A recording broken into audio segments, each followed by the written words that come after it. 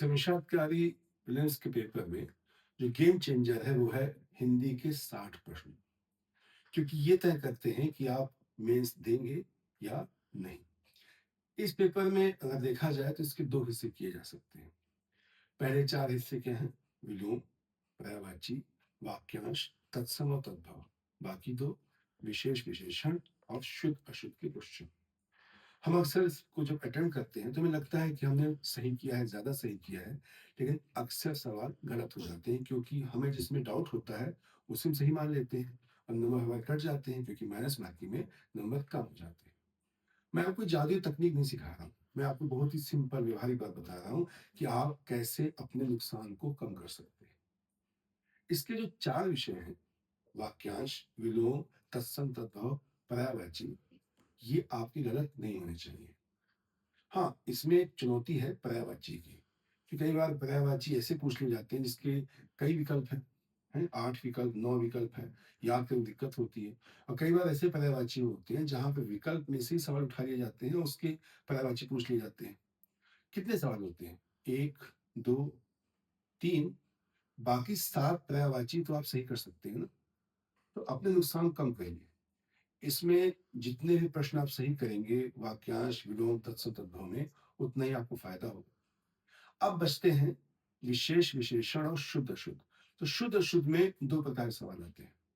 पहले सवाल 5 वे होते हैं जिसमें कोई अशुद्ध वाक्य, अशुद्ध शब्द दिया गया होता है। उसमें आपको ढूँढना होता है कि कौन-सा इसमें शुद्ध है और कौन-सा अशुद्ध है।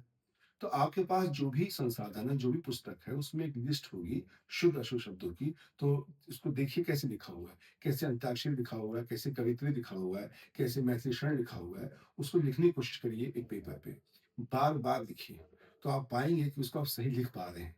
ऐसे में आपको समझ में आ भी जाएगा। ये सवाल आपके गलत नहीं होने चाहिए। बाकी बचे 5 प्रश्न शुद्ध-अशुद्ध के, तो उसमें एक वाक्य दिया गया होता है। एक ऑप्शन में मतलब एक प्रश्न में 4 ऑप्शन होते हैं, 4 वाक्य होते हैं, उसमें से 1 शुद्ध होता है, बाकी सब अशुद्ध होते हैं। उसे पहचानने का तरीका 2 है, एक तो आपके पास ग्रामर की अच्छी खासी जानकारी हो या आपके पास एक सामान्य समझ हो हिंदी भाषा में। सिंपल तरीका उसका ये है कि जो आपको समझ में आता है कि ये वाक्य आपकी समझ के अनुसार सही है, उसे आप अटेम्प्ट कर सकते हैं।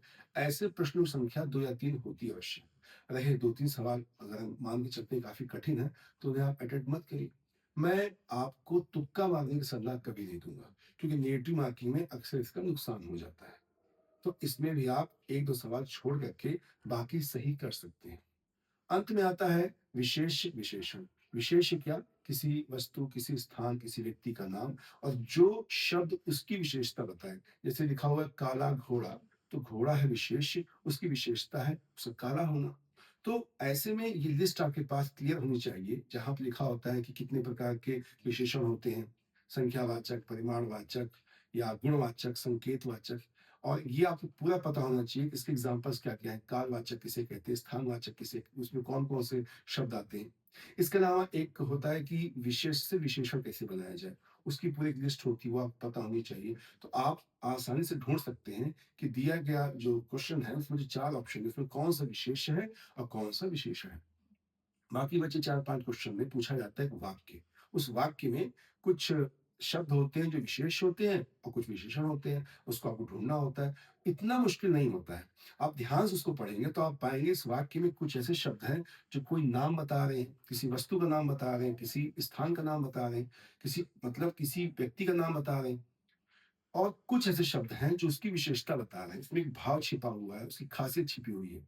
ठीक है? जैसे कहा साँप ज़हरीला है, तो ज़हरीला उसकी विशेषता हो गई, तो वो विशेषण हो गया, साँप विशेष हो गया।